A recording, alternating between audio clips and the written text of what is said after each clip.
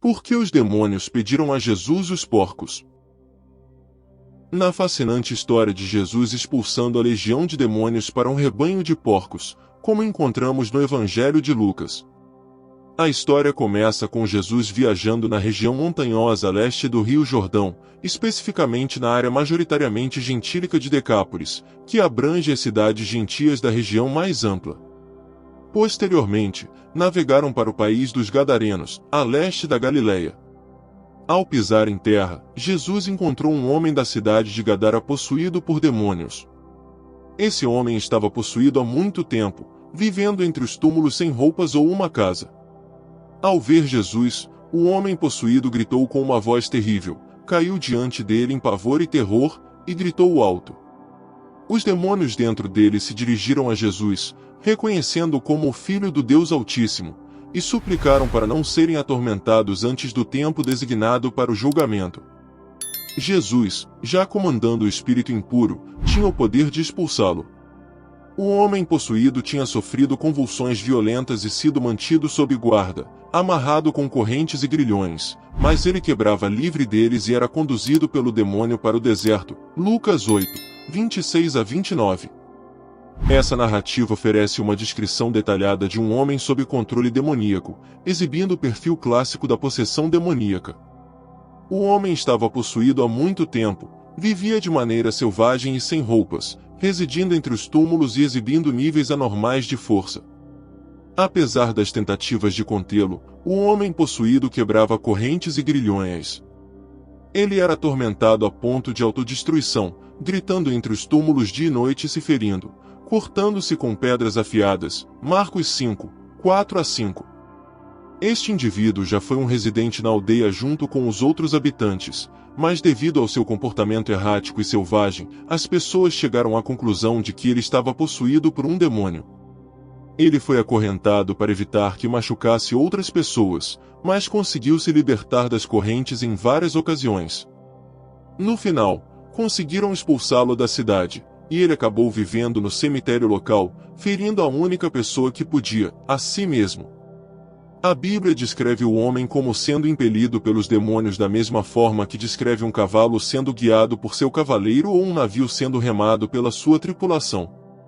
Também lemos que encontrou-se com ele um certo homem, sugerindo que Jesus não procurou diretamente por esse homem, mas que o homem foi atraído para Jesus. O homem não conseguia se libertar por si mesmo, mas Jesus tinha autoridade completa sobre o espírito impuro. O que tenho eu contigo? Rogo-te que não me atormentes, diz o espírito demoníaco dentro do homem possuído, não o próprio homem. O demônio não queria deixar o corpo que habitava. A possessão demoníaca ocorre quando um espírito demoníaco reside no corpo humano e, às vezes, manifesta sua própria personalidade por meio da personalidade do corpo hospedeiro. Embora a possessão demoníaca seja uma realidade no mundo atual, devemos ter cautela para evitar ignorar o problema ou dar ênfase excessiva às supostas atividades demoníacas. Não nos é dito como uma pessoa se torna possuída por demônios. Superstições supostamente inofensivas, jogos e práticas ocultas, espiritismo, enganos da nova era, magia e outras práticas abrem a porta para a decepção para o crente e perigo demoníaco real para o incrédulo. As pessoas frequentemente se envolvem em coisas ocultas ou demoníacas porque há algo que parece funcionar, infelizmente, é algo que está em operação, um espírito demoníaco. Os demônios querem habitar corpos pela mesma razão que um vândalo quer pichar um muro. Um corpo é uma arma que pode ser usada em seu ataque contra Deus. Os demônios também atacam os seres humanos porque desprezam a imagem de Deus e tentam degradá-lo e deformá-lo. Os demônios têm o mesmo objetivo nos cristãos, descaracterizar a imagem de Deus, mas suas táticas são restritas em relação aos cristãos. Espíritos demoníacos foram desarmados pela obra de Jesus na cruz, embora possam enganar e imitar cristãos, prendendo-os com medo e descrença. Colossenses 2, 15. Quando Jesus pediu ao homem possuído que dissesse seu nome, a resposta foi legião, porque muitos demônios o possuíam. Eles continuamente suplicaram a Jesus para não ordenar que fossem para o abismo. Uma grande manada de porcos estava pastando nas proximidades, e os demônios pediram a Jesus permissão para entrar nos porcos, o que ele concedeu. Os demônios então saíram do homem, entraram nos porcos, e a manada precipitou-se pelo declive até o lago, onde se afogaram. Lucas 8, 30-33. Ao perguntar o nome do demônio, Jesus não buscava autoridade sobre ele, como os exorcistas judeus da época faziam. Jesus tinha uma autoridade superior sobre os demônios, indo além das superstições da época. Provavelmente, Jesus perguntou o nome do demônio para entender completamente a extensão do problema, sabendo que o homem estava possuído por muitos demônios, não apenas um. O termo, legião, sugere uma grande quantidade, já que uma legião romana geralmente consistia de 6.000 homens. Isso implica que o homem estava possuído por um grande número de demônios. Os demônios imploraram a Jesus para não os enviar para o abismo, que é o poço sem fundo descrito no livro de Apocalipse 9, versículo 11. Aparentemente é um lugar de aprisionamento para certos espíritos demoníacos. Apocalipse 9, 11 menciona que esses demônios têm um rei sobre eles, o anjo do abismo, o poço sem fundo. Em hebraico, seu nome é Abaddon, que significa destruição, e em grego, ele é chamado Apolion, que significa destruidor. Os demônios não queriam se tornar inativos, pois é um inferno para o diabo ficar ocioso ou de outra forma não ocupado com o mal. Eles saíram do homem e entraram nos porcos. Embora a ideia de demônios habitando corpos de animais pareça estranha, ela também é mostrada em Gênesis 3. É notável que os demônios não puderam afligir os porcos sem a permissão de Deus. Jesus permitiu isso porque o momento da demonstração total de sua autoridade sobre os demônios ainda não havia chegado, isso aconteceria na cruz. Colossenses 2, 15 nos diz que, na cruz, Jesus desarmou os demônios em seu ataque aos crentes, tornando uma exposição pública de sua derrota e triunfando sobre eles em sua obra na cruz. Os espíritos demoníacos causaram um comportamento espantoso no rebanho de porcos, fazendo com que corressem descontroladamente pelo despenhadeiro em direção ao lago, onde se afogaram. Isso demonstrou o poder destrutivo dos espíritos, que eram semelhantes ao seu representante mais conhecido, Satanás, cujo objetivo é roubar, matar e destruir tudo em seu caminho. João 10, 10. Embora alguns possam considerar isso injusto para o dono dos porcos, a vida do homem possuído foi mais valorizada por Jesus do que um rebanho de porcos. O mais conhecido dos pregadores batistas, Charles Spurgeon, fez observações sábias sobre como o demônio afetou os porcos, preferindo a morte ao domínio demoníaco. Ele apontou que os porcos correm rápido quando são impulsionados pelo diabo, mas o diabo os conduz a um mau destino. Quando os pastores da cidade de Gadara viram o que aconteceu, fugiram e contaram aos habitantes do local.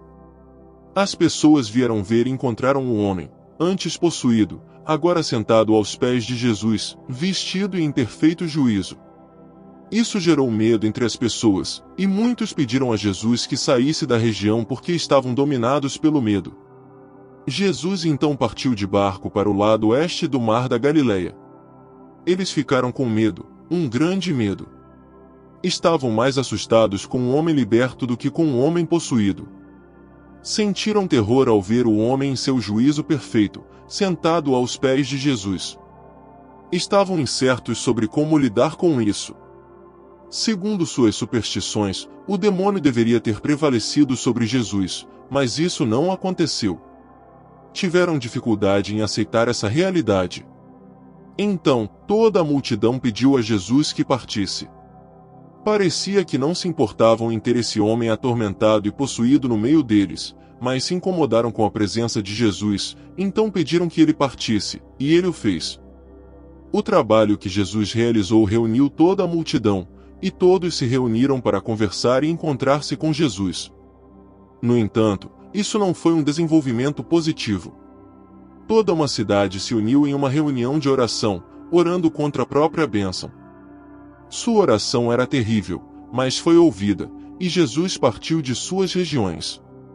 Quando as pessoas têm mais medo da obra que Jesus fará em suas vidas do que o que Satanás está fazendo agora, muitas vezes elas afastam Jesus, e o Senhor não ficará em um lugar onde pedem para que ele vá embora. Lucas 8, 38 e 39. O homem de quem os demônios saíram suplicou a Jesus para deixá-lo ir com ele, mas Jesus o enviou embora, dizendo-lhe para voltar para casa e contar todas as coisas maravilhosas que Deus havia feito por ele. O homem foi embora proclamando por toda a cidade as grandes coisas que Jesus havia feito por ele. Esse homem, anteriormente possesso, sentou-se aos pés de Jesus, demonstrando uma mudança em seu coração. Inicialmente interessado no que Jesus poderia fazer por ele, agora ele queria o próprio Jesus. Embora o homem tivesse um bom motivo para querer seguir Jesus, ele o repreendeu e disse para ir embora. Jesus estava ciente de que o ministério que estava realizando para sua própria família e comunidade tinha uma importância maior do que qualquer outro trabalho que ele estava fazendo. Compreender os caminhos de Deus pode ser desafiador às vezes. Jesus atendeu ao pedido negativo dos moradores que oraram para que ele partisse, mas disse não ao homem que queria segui-lo. Essa decisão provavelmente se deve ao fato de que o homem poderia ser uma luz entre as pessoas dessas cidades gentias de uma maneira que Jesus e seus discípulos não poderiam.